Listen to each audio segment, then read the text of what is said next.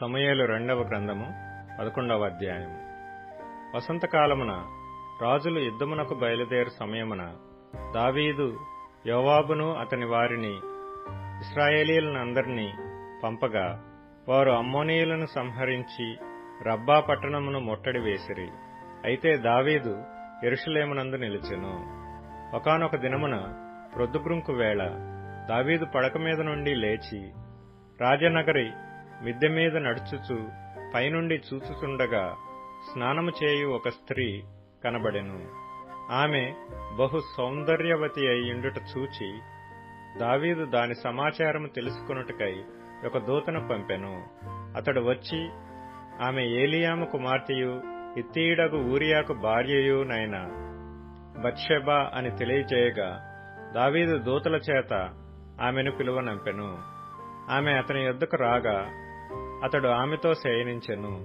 కలిగిన అపవిత్రత పోగొట్టుకొని ఆమె తన ఇంటికి మరలా వచ్చెను.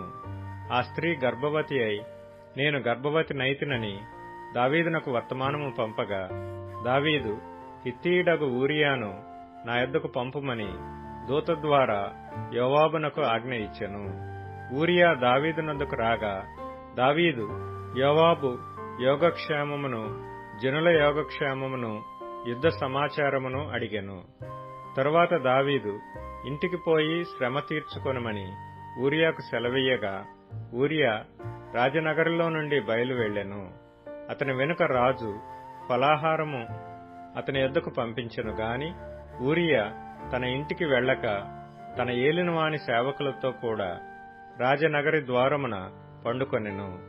ఊరియా తన ఇంటికి పోలేదను మాట దావీదునకు వినబడినప్పుడు దావీదు ఊరియాను పిలిపించి నీవు ప్రయాణము చేసి వచ్చితివి గదా, ఇంటికి వెళ్ళకపోతివేమని ఎడగగా ఊరియా మందసమును ఇశ్రాయేలు వారును యూదావారును గుడారములలో నివసించుచుండగను నా అధిపతియగు యోవాబును నా ఏలినవాడవగు నీ సేవకులను బయట దండులో నుండగను భోజనపానములు చేయుటకును నా భార్య యొద్ద పరుండుటకును నేను ఇంటికి పోదునా, నీ తోడు నీ ప్రాణము తోడు నేనాలాగు చేయువాడను కానని దావీదుతో అనెను. దావీదు నేడును నీవిక్కడ ఉండుము, రేపు నీకు సెలవిత్తునని ఊరియాతో అనగా ఊరియా నాడును మరునాడును యెరూషలేములో నిలిచెను. అంతలో దావీదు అతనిని భోజనమునకు పిలిపించెను.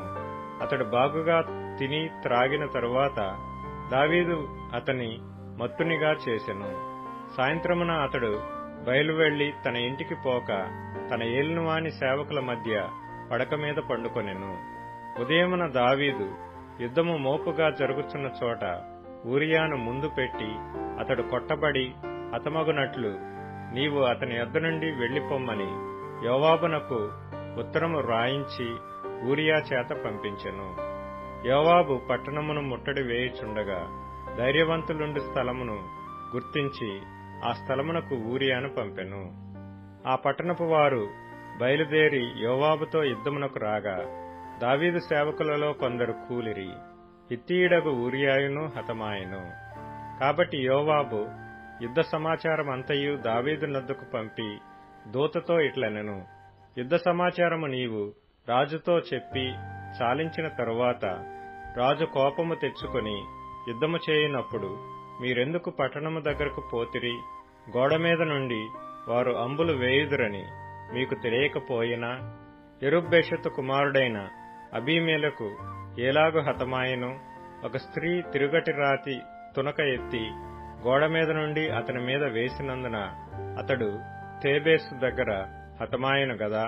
ప్రాకారము దగ్గరకు మీరెందుకు పోతిరని నిన్నడిగిన ఎడల నీవు తమరి సేవకుడగు ఊరియాయు హతమాయెనని చెప్పుమని బోధించి దూతను పంపెను. దూత పోయి యోవాబు పంపిన వర్తమానమంతయు దావీదునకు తెలియజేసెను. ఎట్లనగా ఆ మనుషులు మమ్మను ఓడించుచు పొలములోనికి మాకెదురు రాగా మేము వారిని గుమ్మము వరకు వెంటాడి గెలిచితిమి. అప్పుడు ప్రాకారం మీద నుండి విలుకాండ్రు తమ సేవకుల మీద అంబులు వేయగా రాజు సేవకులలో కొందరు హతమైరి. తమరి సేవకుడైన హిత్తీయుడగు ఊరియా కూడా హతమాయెను. అందుకు దావీదు నీవు యోవాబుతో ఈ మాట చెప్పుము, ఈ సంగతిని బట్టి నీవు చింతపడకుము. ఖడ్గము ఒకప్పుడు ఒకని మీదను ఒకప్పుడు మరియొకని మీదను పడుట కద్దు. పట్టణము మీద యుద్ధము మరి బలముగా జరిపి దానిని పడగొట్టుమని చెప్పి నీవు యోవాబును ధైర్యపరిచి చెప్పుమని ఆ దూతకు ఆజ్ఞ ఇచ్చి పంపెను. ఊరియా భార్య తన భర్తయగు ఊరియా హతమైన సంగతి విని తన భర్త కొరకు అంగలార్చెను. అంగలార్పు కాలము తీరిన తరువాత దావీదు దూతలను పంపి ఆమెను తన నగరికి తెప్పించుకొనగా ఆమె అతనికి భార్య అయి అతనికొక కుమారుని కనెను.